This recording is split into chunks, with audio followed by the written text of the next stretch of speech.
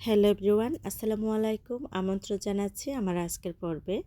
চলছে শীতকাল, শীত মানে হলো পিঠাপুলির উৎসব। আজকে আপনাদের মাঝে আমি নিয়ে এসেছি নারকেলের পুলি পিঠা রেসিপি। চলে আসলাম মূল রেসিপিতে। নারকেলের পুলি পিঠা তৈরি করার জন্য প্রথমে আমি নারকেলের পুরটা রেডি করে নেব। সেজন্য কিছু নারকেল কোড়ানো আমি এখানে ফ্রাই প্যানের মধ্যে দিয়ে দিলাম। নারকেলের পুরের মধ্যে যাতে সুন্দর একটা স্মেল আসে সেজন্য এখানে মশলা হিসেবে আমি 2টা তেজপাতা, সামান্য পরিমাণ দারচিনি দিয়েছি আর একটা দিয়েছি এলাচ। আর এখন এখানে দিয়ে দিচ্ছি আমি 1/3 কাপ একেবারে ফ্রেশ খেজুরের গুড়। আপনারা চাইলে এটা চিনি দিয়েও করতে পারেন, তবে খেজুরের গুড় দিয়ে করলে যেমন ভালো টেস্ট আসে, দেখতেও কিন্তু অনেক বেশি লোভনীয় হয়। সব কিছু দিয়ে আমি খুব ভালো করে নেড়ে ছেড়ে যখন নারকেলটা আঠালো ভাব এসে গিয়েছে, একটা প্লেটের মধ্যে আমি তুলে নিলাম।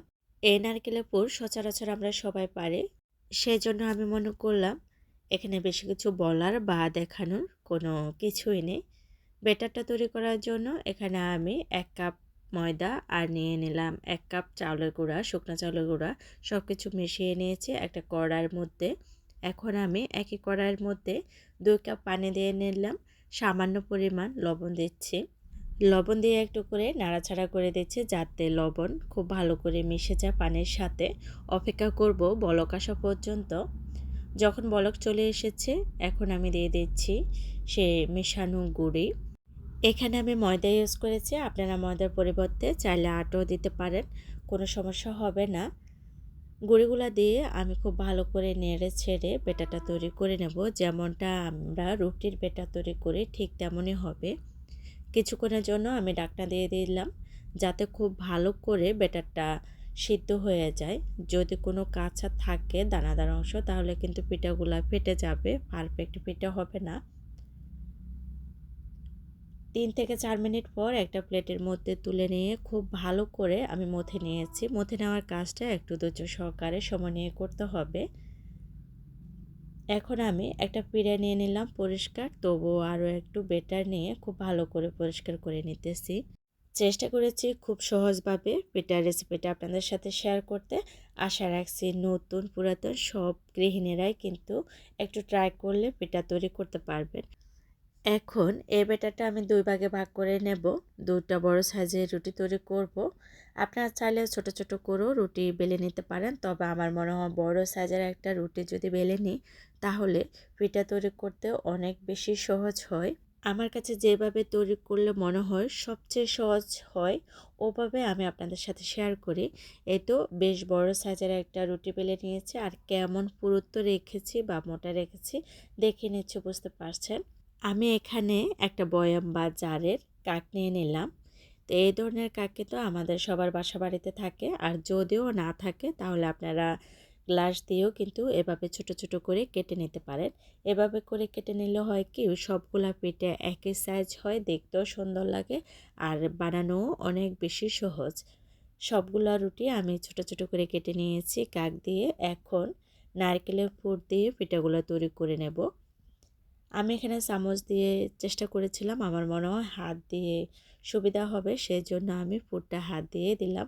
আপনাদের কাছে যদি মনে হয় চামচ দিলে সুবিধা হবে, দিতে পারেন।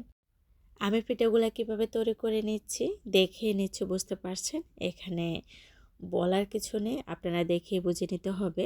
2টা সাইড একসাথ করে আমি জয়েন্ট লাগানোর চেষ্টা করেছি, তবুও যাতে খোলার কোনো চান্স না থাকে সেজন্য কাঁটা চামচ দিয়েও কিন্তু আমি খুব ভালো করে জয়েন্টগুলো লাগিয়ে দিলাম। কীভাবে করেছি কাজটা নিশ্চয়ই দেখে বুঝতে পারছেন। আপনারাও ঠিক এভাবে করে নেবেন, তাহলে একটা পিঠও কিন্তু আপনাদের খুলে যাবে না যখন আপনারা তেলের মধ্যে দেবেন। আমার কাছে মনে হয় পুলি পিঠা তৈরি করার সবচেয়ে সহজ পদ্ধতি হলো এটা, যে অনেকে বলে পিঠা তেলে দিলে খুলে আসে, তো খোলার কোনো চান্স থাকবে না। আমি আরও একটা পিঠা তৈরি করে দেখিয়ে দিচ্ছি আপনাদের বোঝার সুবিধার্থে। রেসিপিটি যদি ভালো লাগে তাহলে প্লিজ ভিডিওতে একটা লাইক দিতে ভুলবেন না।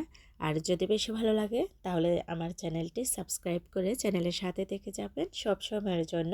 নতুন পুরাতন সকল প্রিয় ভাই বোনেরা, আপনাদের সাথে কথা বলতে বলতে কিন্তু আমি পিঠাগুলো তৈরি করে নিচ্ছি। আসলে যতগুলো পিঠা তৈরি করেছি সবগুলো পিঠা তো আর শেয়ার করা যাবে না। দেখুন একটা পিঠার আমি ডিজাইনও করে দেখিয়ে দিলাম। তো খুব সহজভাবে পিঠাগুলো তৈরি করা হয়ে গেল আমার। এখন আমি ফ্রাই প্যানের মধ্যে তেল গরমে দিয়ে দিলাম আগে থেকে। তেলটা খুব ভালো করে গরম করে নিতে হবে। যদি তেল গরম না হয় তাহলে কিন্তু পিঠাগুলো আপনার পারফেক্টভাবে ভাজা হবে না, শক্ত হয়ে যাবে। সবগুলো পিঠা আমি একই ফ্রাই প্যানের মধ্যে দিয়ে দিলাম। এখন মিডিয়াম টু লো ফ্লেমে রেখে পিঠাগুলো আমি ভেজে নেব এপিট ওপিট করে। আমি আমার পছন্দের কালার করে ভেজে নেব, আপনারা আপনাদের পছন্দের কালার যেমনটা পছন্দ করেন ওরকম করে ভেজে নেবেন। আচ্ছা, আর একটা কথা, হয়তো বা অনেকে বলবেন আমি এত কম তেলে পিঠাগুলো কেন ভেজে নিতেছি। হ্যাঁ, এই পিঠাগুলো একটু ডুবো তেলে যদি ভাজা হয় তাহলে খুব ভালো হয়। তবুও এখানে আমি একটু কম তেলে দিয়েছি। এই কম তেলের মধ্যে কিন্তু আমি পারফেক্টভাবে পিঠাগুলো তৈরি করে নেব। তো এখানে হয়তো বা অনেকে হাসবেন, যাই হোক হাসার কিছু নেই।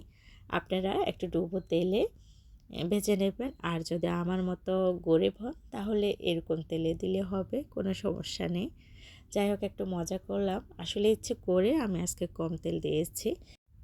এপিট ওপিট করে উল্টে পাল্টে নেড়ে ছেড়ে আমার পিঠাগুলো আমি পারফেক্ট কালার করে ভেজে নিয়েছি। এখন তুলে নিচ্ছি। পিঠাগুলোর উপরে যে ছোট ছোট কালো কালো দেখা যাচ্ছে, আসলে এগুলো হলো যখন আমি তৈরি করেছি তখন নারকেল লেগে গিয়েছিল গায়ের মধ্যে। তো যখন ভাজা করেছি তখন একটু কালচে রং ধারণ করেছে, কোনো সমস্যা হবে না। এগুলো নারকেলের পুর, খেতে কিন্তু অনেক বেশি মজা হয়েছে। দেখে নিশ্চয়ই বুঝতে পারছেন কতটা পারফেক্ট আর লোভনীয় হলো। আজ এ পর্যন্ত, সবাই ভালো থাকবেন।